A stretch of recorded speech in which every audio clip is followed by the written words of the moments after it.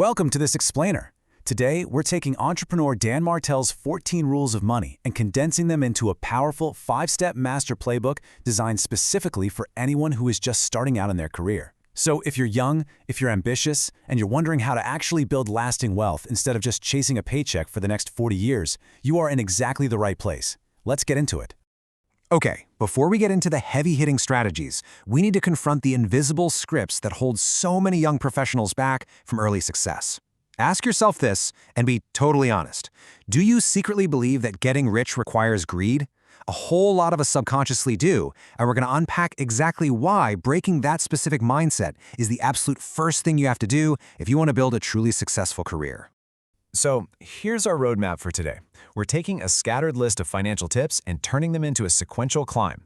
We'll start by fixing your money mindset, move on to mastering cash flow, multiplying your value, upgrading your circle, and finally, finding true freedom.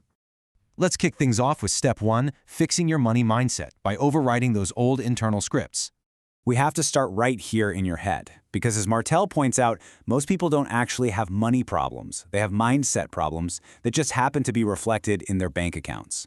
When you're early in your career, it is incredibly tempting to run on what we call dark energy, basically grinding just to prove your haters or doubters wrong. But here's the thing. Eventually, that spite fuel runs out and it's exhausting. You've got to make the paradigm shift to light energy. You need a positive, incredibly strong why that naturally pulls you forward rather than dark energy pushing you from behind. That's how you sustain a long, lucrative career. The truth is, if you fear money or if you secretly judge people who have it, assuming they just have to be greedy, you are going to subconsciously self-sabotage and push wealth away.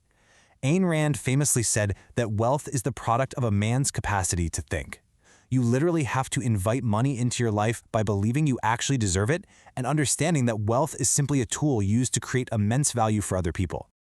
Moving right along to step 2, mastering your cash flow and managing those early paychecks like a CEO. $13,000. That staggering amount is exactly what a 21-year-old Dan Martell blew on a 10-day ski trip instead of saving it to pay his taxes.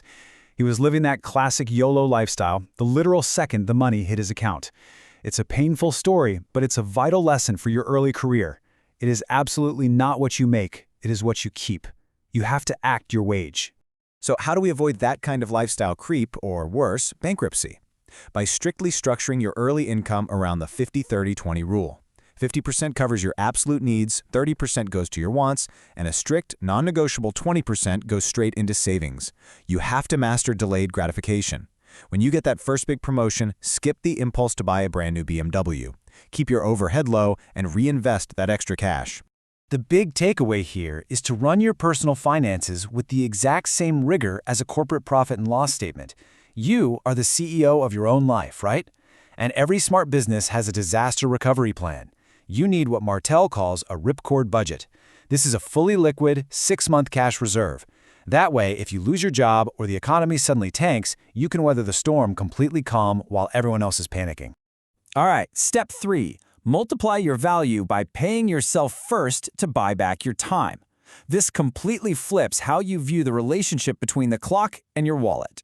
You see, most beginners trade away their precious time just to save a few bucks. But wealthy individuals, they gladly spend money to buy back their time and energy so they can focus on high-level problem solving. Martell actually shares this crazy story about a former business partner who couldn't meet to fix a massive crisis in their newly funded $1 million startup. Why? Because the guy was too busy doing his own laundry to save $35. Seriously, do not be that person. Which brings us to what is essentially the ultimate career cheat code. It's a continuous loop. First, you invest your time to acquire new skills. Then you leverage those skills to get paid more. Next, and this is the crucial part, you spend that extra money to buy back your time by delegating the low-level stuff. Finally, you reinvest that freed-up time into learning even higher-level skills. This right here is exactly how exponential wealth is built over a career. And think about how Martell approached his own career. He didn't just randomly diversify and try 100 different things. He spent 25 years becoming the absolute tip of the spear in one single niche, software. He evolved from programming to consulting to building companies and finally to deploying capital. When you're starting out, find your unfair advantage and stick to it. Don't get distracted by a dozen unrelated side hustles. Become world-class in your lane first. And as your capital starts growing, you need to hunt for what's called asymmetrical risk. You want to aim for opportunities in that magical, low-risk, high-return quadrant, things like value-add businesses or real estate.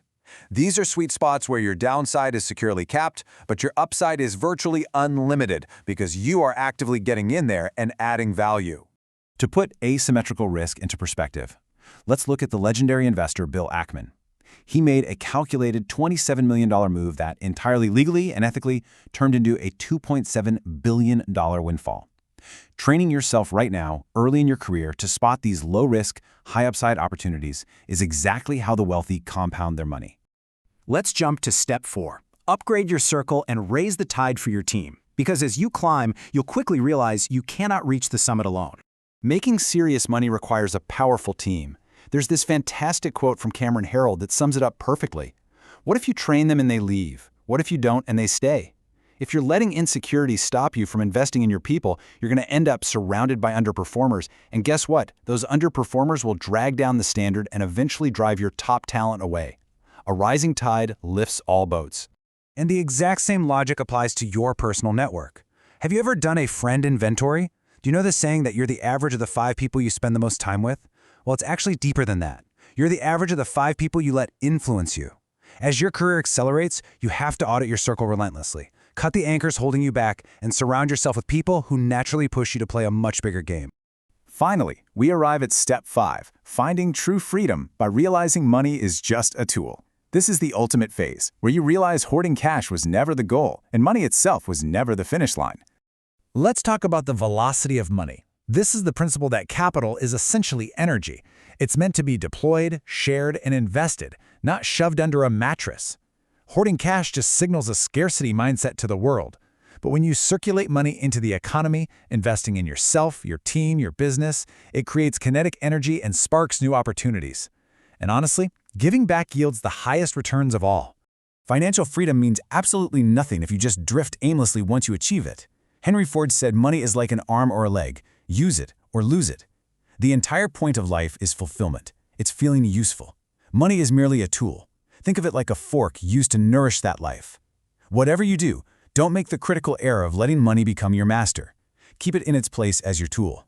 Which brings us to our final and definitely most important question for you today. If tomorrow at 5 p.m. was your absolute last day on Earth, what would you do today? Look, begin your career with the end in mind. Don't spend decades relentlessly climbing the ladder of success only to get to the top and realize it was leaning against the completely wrong wall. Find your why, let it pull you forward, and go build a career that brings you true fulfillment. Thank you so much for hanging out with me on this explainer, and I can't wait to see you in the next one.